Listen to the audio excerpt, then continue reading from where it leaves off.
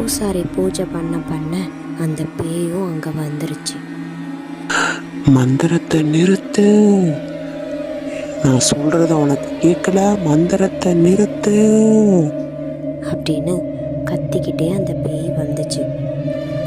நான் இதுக்கு மந்திரத்தை நிறுத்தணும்? உன்னை துரத்துறதுக்கு தான் நான் மந்திரம் சொல்லிட்டு இருக்கேன். நான் மந்திரத்தை நிறுத்த முடியாது அப்படின்னு பூசாரியும் அந்த பேயும் பேசிட்டு இருக்கப்ப யாரோ கதவை தட்டுறாங்க.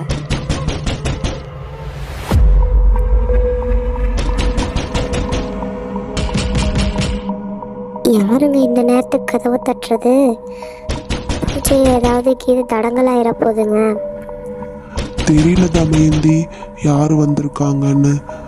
நான் போய் பார்த்துட்டா, நீ பூசாரிக்கிட்ட கேட்டுப்பாரு, நான் போய் பார்த்துட்டு வரேன். ஏங்க, அவர் பூஜை பண்ணிட்டு இருக்காரு, அவரை எதுக்கு நம்ம தொந்தரவு பண்ணணும்? நீங்களே போய் பார்த்துட்டு வாங்க, நான் சொல்லிக்கிறேன். சரி தமயந்தி, நான் போய் பார்த்துட்டு வரேன், நீ பூசாரிட்ட சொல்லு அப்படின்னு சுரேஷ் அந்த இடத்த விட்டு போகிறான். பூசாரி மந்திரம் சொல்ல திடீர்னு அந்த பேய் பறந்து போயிடுச்சு. அவர் கட்டுப்பாட்டை விட்டு வெளியே போயிடுச்சு. அவருக்கு ஒன்றுமே புரியல. என்னாச்சு? என் பூஜையில் ஏதாவது தப்புக்கு நடந்துருச்சா? இந்த பேய் என் கட்டுப்பாட்டை விட்டு வெளியே போயிருச்சே அப்படின்னு குழப்பத்தோடையே நிற்கிறாரு. இந்த பக்கம் சுரேஷ் பேசிக்கிட்டே போகிறான். யார் இந்த நேரத்துக்கு வந்திருக்கா? நேரம் கட்ட நேரத்தில் தான் வருவாங்க. பூஜைக்கு ஏதாவது தடங்கலாயிருமோன்னு தெரியல. சரி, போய் பார்ப்போம் அப்படின்னு கதவை திறந்தா அங்கே அவங்க அம்மா சரளா வந்து நிற்கிறா. சுரேஷ், உனக்கு ஒன்றும் ஆகலையே? உனக்கு கை காலம் நல்லா தானே இருக்கு? உனக்கு ஒன்றும் ஆகலையேப்பா? ஏதாவது நல்லா பார்க்க ஏதாவது சொல்லுப்பா. அம்மா, முதல்ல அமைதியாக இருங்கம்மா. ஏம்மா, ஏன் இப்படி பதட்டப்படுறீங்க? அம்மா, நீ 2 நாள் கழிச்சு தானே வரேன்னு சொன்ன, எதுக்கு இப்போ திடீர்னு வந்திருக்க?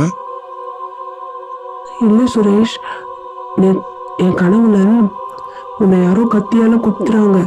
நீ ரத்த வெள்ளத்துல மிதந்து செத்து கிடக்குற. அதை பார்த்து எனக்கு ஒரு மாதிரி ஆயிடுச்சு.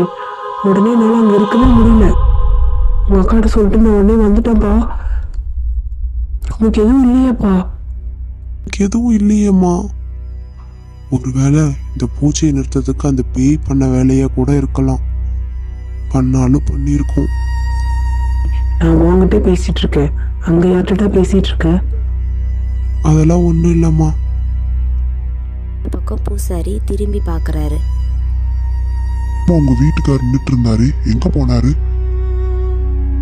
இல்லை பூசாரி, நீங்கள் பூஜை நடத்திட்டு இருக்கப்ப யாரோ கதவை தட்டினாங்க, அதான் அவர் பார்க்கறதுக்காக போனாரு. அம்மா, உங்ககிட்ட எத்தனை தடவை சொன்னேன், பூஜை நடக்கிறப்ப யாரும் எந்திரிச்சு போகக்கூடாது, இந்த இடத்த விட்டு போகக்கூடாதுன்னு சொன்னா இல்லையா? என் பூஜை ஏதாவது கேட்குறீங்க? ஏன் பூசாரி, அவர் உங்ககிட்ட சொல்லிட்டு தான் போகிறேன்னு சொன்னார். நான் தான் அவரை தொந்தரவு பண்ண வேணாம், நீங்கள் போங்க, நான் சொல்லிக்கிறேன்னு சொன்னேன்.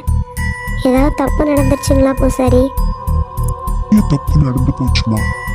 அவரு இந்த ரூமை விட்டு வெளியே போனதும் என் கட்டுப்பாட்டுக்குள்ள இருந்த பேய் வெளியே போயிருச்சு.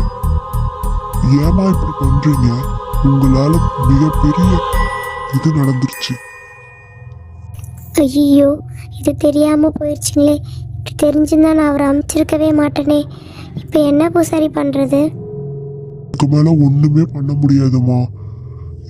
இப்போ என் கட்டுப்பாட்டுக்குள்ள வச்சிருந்த பேய் வெளியே போனதால அது ரொம்ப ஆக்ரோஷமா ஆகி ரொம்ப கோவத்தோட உன்னை பழி வாங்கணுங்கிறதுக்காக சுத்திட்டு இருக்கோம்.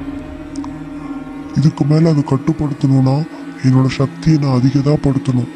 அதுக்கு நான் கோயிலுக்கு போய் 48 நாள் பூஜை பண்ணாதான் என் சக்தி அதிகமாகும். அதுக்கப்புறம் தான் அந்த பேயை நான் அழிக்க முடியும். பூசாரி, என்ன இப்படி சொல்லிட்டீங்க? 48 நாள் வரைக்கும் யார் என்னை பார்த்துக்கிறது? என்னை மட்டும் அது பழி வாங்கினா பரவாயில்ல, என்னை சுற்றி இருக்கவங்க எல்லாத்தையுமே அது பழி வாங்குதே. எப்படி அவங்ககிட்ட இருந்து என்னை காப்பாற்றுங்க பூசாரி.